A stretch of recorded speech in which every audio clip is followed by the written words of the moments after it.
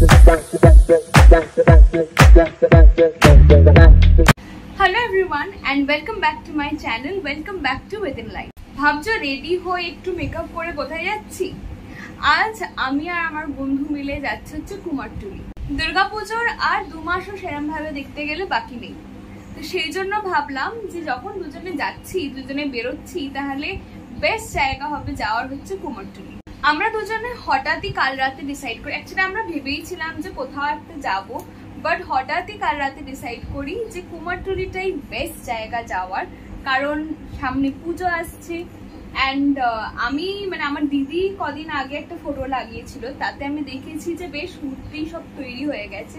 তো ডেফিনেটলি আমার অনেক দিন ধরে ইচ্ছা, আমার লাস্ট ইয়ার তার আগের মানে প্রত্যেক বছরই একবার করে ভাবি, বাট আর হয়ে ওঠে না, শেষে পুজো চলে আসে। তো যাই হোক, এই জন্য এইবারে আমি ফাইনালি মানে ডিসাইড করে আমরা ভেবেছি যাব। আপাতত আমি রেডি হয়ে গেছি, জাস্ট মানে রেডি হয়েই গেছি, একটুখানি মেকআপ করে নিয়েছি, হয়েও গেছে, জাস্ট আইলাইনারটা লাগাবো, লিপস্টিক লাগাবো, and I am set for the day. আমি রেডি হয়ে বেরিয়ে গেছি, এখন অটো করে যাচ্ছি হচ্ছে এমজি রোড মেট্রো স্টেশনে।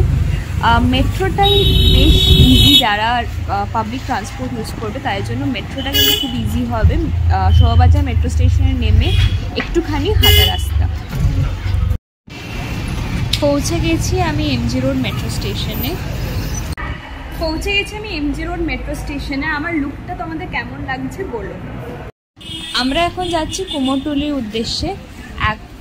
মেট্রো স্টেশন থেকে মোটামুটি 5-7 মিনিটের ডিস্টেন্স। আমি অলদো ফার্স্ট টাইম আসছি, বাট দিদিদের মুখে শুনেছি তাই 5-7 মিনিটের একটা ওয়াকিং ডিস্টেন্স। অ্যান্ড আজকের আকাশটা খুবই পরিষ্কার, একটা মানে কি বলবো, একদম রোদ ঝলমলে।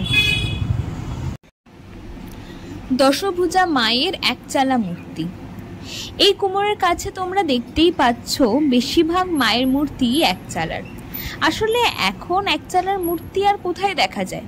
পাড়ায় পাড়ায় তো শুধু কম্পিটিশন মায়ের কত বড় মূর্তি সেই নিয়ে। তবে এই কুমোরের কাছে একচালার মূর্তি দেখে বেশ ভালো লাগলো।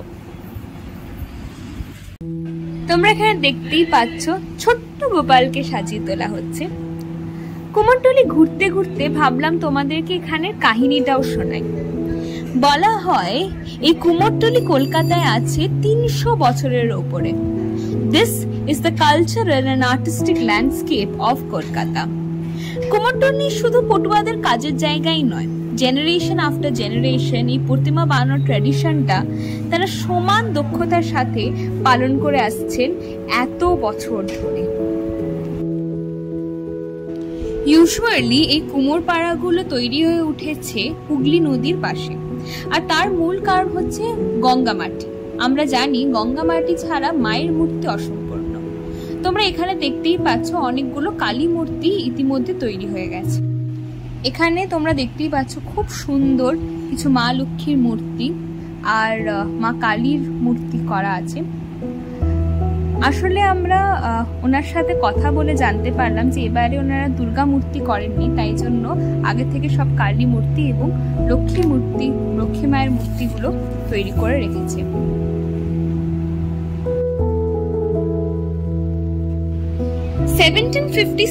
পলাশীর যুদ্ধের পর ব্রিটিশ ইস্ট ইন্ডিয়া কোম্পানি তাদের নতুন ঘাঁটি তৈরি করে ফোর্ট উইলিয়াম, যেটা তখন ছিল গোবিন্দপুরে।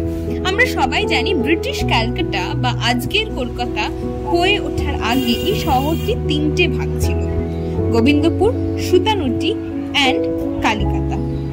তখনই বিভিন্ন পাড়া সেইখানকার মানুষের কাজের বেসিসে তৈরি ওঠে, যেমন কুমোরদের পাড়া হয়ে ওঠে কুমোরটুলি। এখানকার পটুয়ারা নাকি তখন তাদের বিভিন্ন হাতের কাজ সুতানুটি বাজার, যেটা আজকের বড় বাজার, সেখানে বিক্রি করতে শুরু করলেন। আর এমন ভাবে তারা বিভিন্ন দেবদেবীর মূর্তি বানাতে শুরু করলেন, যেগুলো মানুষ তাদের বাড়ির পুজোর জন্য কিনলেন। এইভাবেই কলকাতার বুকে তৈরি হয়ে উঠল কুমোরটুলি। তোমাদেরকে কুমোরটুলি কিভাবে গড়ে উঠলো সেটার কথা তো বললাম, তবে এখন ভাবছি একটা খুব কমন আস্কড কোয়েশ্চেন, সেটা নিয়ে তোমাদের কিছু বলি। A very common question says, why is soil from the doorstep of a sex worker collected to make the ideal of মা দুর্গা। অর্থাৎ কেন ব্রোথেলের মাটি ব্যবহার হয় মা দুর্গার মূর্তি বানাতে। তার বেসিক্যালি তিনটে থিওরি আছে।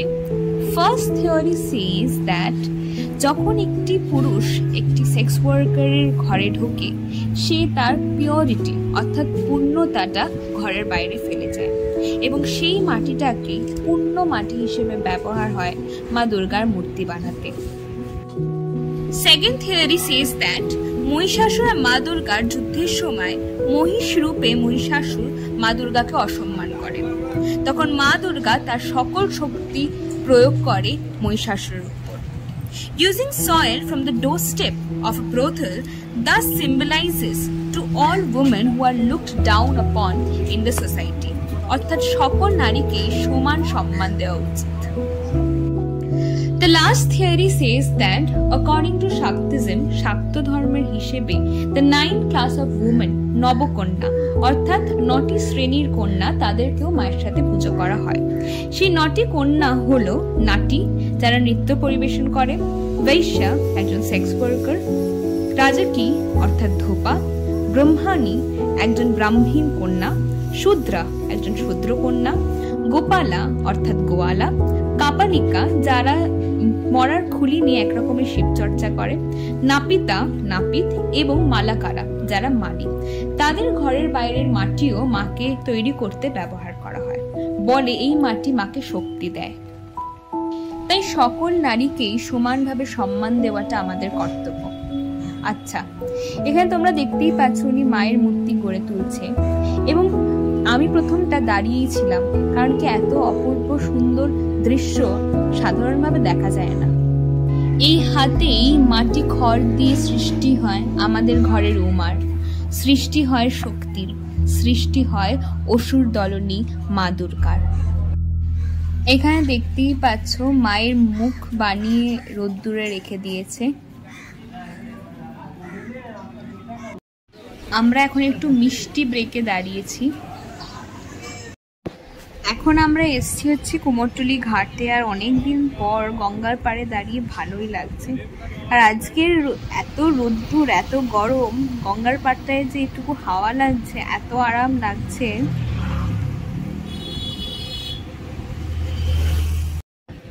আমরা এসছি দ্য ফেমাস পুতুল বাড়ি, রাদার দি ইনফেমাস পুতুল বাড়ি, যেটাকে মানুষ ভূতের বাড়ি হিসেবেই বেশি পপুলার করে ফেলেছে। যাই হোক, এখানে আমরা ভাবছিলাম ছবি তুলবো, আর এত লম্বা লাইন দেখে আমাদের মনে হয় না আমাদের অপরচুনিটিটা হবে বলে। যাই হোক, বাড়িটা এমনিতে খুব সুন্দর, এখানে এখনো অনেকেই থাকে এবং পুরনো বাড়ি আমার সবসময় খুব ভালো লাগে। তো আমার ছবি তোলা হয়তো হলো না, তবে দেখতেও আমার খুব ভালো লাগছিল এবং এখানে এসে আমার খুবই ভালো লাগলো। আমরা একটু পুতুল বাড়ির সামনে দাঁড়িয়ে ফটো তুলছিলাম, মানে তোলার চেষ্টা করছিলাম, বাট আনফর্চুনেটলি এখানে তুলবে একটা ফটো, তো আমরা তুলতে পারিনি কারণ কি এতজন ছবি তুলছিল।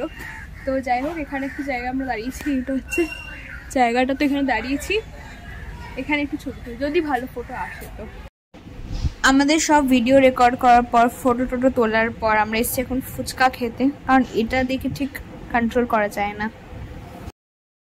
এখন আমি যাচ্ছি হচ্ছে শিয়ালদা। অ্যাকচুয়ালি আজকে আমার আরিয়ানার সাথে আরিয়ানার বাড়িতে থাকার কথা আছে, তো সেই জন্য যাচ্ছি হচ্ছে শিয়ালদা। অ্যান্ড বাসটা যাচ্ছে হাতিবাগানের সামনে দিয়ে। আর এই যে এখন দোকান টোকান বসছে, এবং সেটা ভেবেই মনে পড়ে গেল যে সামনেই আর কিছুদিনের মধ্যে পুজো, তো এইখানে কেনাকাটি করতেই হবে এবং সেটাও তোমাদেরকে ভিডিও করে দেখাতে হবে। যাই হোক, এখন আপাতত যাই। এই যে পৌঁছে গেছি আমি শিয়ালদায়, অ্যান্ড আমি একটু দুটো জিনিস নিয়ে খুব টেনসড হয়ে পড়েছি। এক তো হচ্ছে এই ভিটারেলি করে যেতে হবে, আর আমি না উল্টো পাড়ে নেমেছি, তো নিচ থেকে গিয়ে ওই দিকটায় যেতে হবে। সেইটা রাস্তা খুঁজতে গিয়েও আমি একটু কনফিউজ হয়ে গেছি, অলদো এখন মনে হচ্ছে ঠিক রাস্তা থেকেই যাচ্ছি।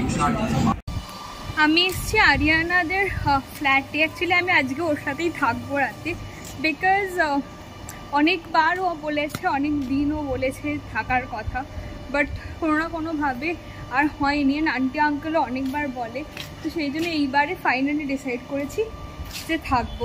তা আমি চলে এসেছি ওদের বিল্ডিংয়ে, অ্যান্ড এবার যাবো ওপরে। আসতে আন্টি আমাকে লুচি আর কি আলুর তরকারি না দিয়েছে। রাত্রি 1টা বেজে গেছে, তাও আমরা এখানে তাস খেলে যাচ্ছি।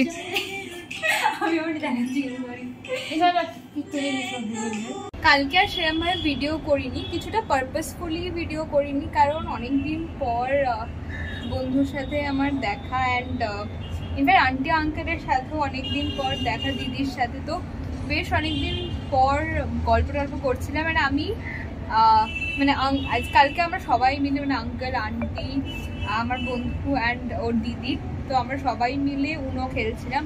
আর উনোর সাথে সাথে কালকে আঙ্কেল আমাদের একটা তাস খেলাও শেখালো। কি নামটা আমি দেখে বলছি, তার নামটা। হ্যাঁ, তাসের যে খেলাটা শিখেছি সেটা হচ্ছে রানিং ফিশ।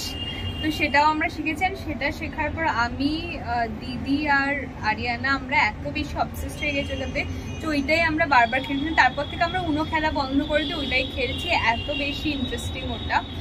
তোমরা যদি জেনে থাকো তাহলে আমাকে বলো তোমাদের ওই সেম গেমটা ভালো লাগে কিনা। তো যাই হোক, এখন আমি আবার আমার কালকের আউটফিটে ফেরত চলে এসেছি। সকালবেলা ব্রেকফাস্ট করে এখন অনেকক্ষণ ল্যাতে এখন 2টো বাজে। তো চান টান করে আমি পরে নিয়েছি, কারণ আমি এক্সট্রা আর জামা কিছু ক্যারি করি না, এখনই পরে নিয়েছি। দেন আমরা লাঞ্চ করব। লাঞ্চটা একটু আমাদের সবারই ইচ্ছা করছিল বাইরের থেকে খাওয়ার, তো সেই জন্য আমরা চাউমিন থেকে অর্ডার দিয়েছি, চাউমিন অ্যান্ড চিলি চিকেন। তো সেটাই আমরা খাবো, তারপর খেয়ে দিয়ে একটুখানি বসে গল্প টল্প করে আমি বাড়ি যাবো। আমাদের সবারই খুব বাইরে থেকে কিছু খেতে ইচ্ছা করছে, তাই চাউমিন থেকে অর্ডার দিয়েছি চিকেন নুডলস আর চিলি চিকেন। এখন বাজে হচ্ছে 12:30, অ্যান্ড এখন আমি যাব শুতে। ওখান থেকে লাঞ্চ টাঞ্চ করে একটুখানি বসে গল্প টল্প করে তখনই আমি, মানে প্রায় তখনই আমি বেরিয়ে গেছিলাম। দেন এসে আমি একটা খুব ইয়ামি চিকেন রান্না করেছি, যেটা বাটার চিকেনও বলা যায় না, আবার এই ঠিক চিকেন কষাও বলা যায় না, বাট একটা নিজের ইনভেনশন একটা কিছু বানিয়েছি। অ্যাকচুয়ালি ইচ্ছা ছিল বাটার চিকেনই বানানোর, বাট দেন আস্তে আস্তে একটুখানি আমাদের মিক্সিটাতে একটু প্রবলেম হচ্ছিলো, তো এই মানে ফাইন পেস্ট করাটা একটু ডিফিকাল্ট হচ্ছে। তো সব কিছু নিয়ে বাটার চিকেন তো হয়নি, বাট একটা কিছু ওটা মিক্সচার কিছু হয়েছে, ওইটাই করেছিল। আমার মা লুচি করেছিল, তো 2টো লুচি খেয়েছি ওইটা দিয়ে। আর মা মায়ের জন্য ঘুগনি করেছিল, আজকে তো সোমবার, তো মা ওই জন্য ঘুগনি করেছিল নিজের জন্য। আমি একটু ঘুগনি, একটু চিকেন আর 2টো লুচি খেয়েছিলাম, মানে ভাতও ছিল, বাট আমার আর ভাত খেতে ইচ্ছা করছিল না। ভিডিওটা এখানেই শেষ করছি। তোমাদের যদি ভিডিওটা থেকে কিছু ভালো লেগে থাকে, then please do like, share, and please তোমাদের যা মনে হয়, তোমাদের ভিউজ আমাকে কমেন্টে জানাও, কারণ কি তাহলে আমি বুঝবো যে আমার ভিডিওগুলো ভালো হচ্ছে কি হচ্ছে না। তো তোমাদের যা ভিউজ সেটাই তোমরা কমেন্টে জানিও। And if you have not subscribed to Within Life, then please do subscribe. Thanks for watching.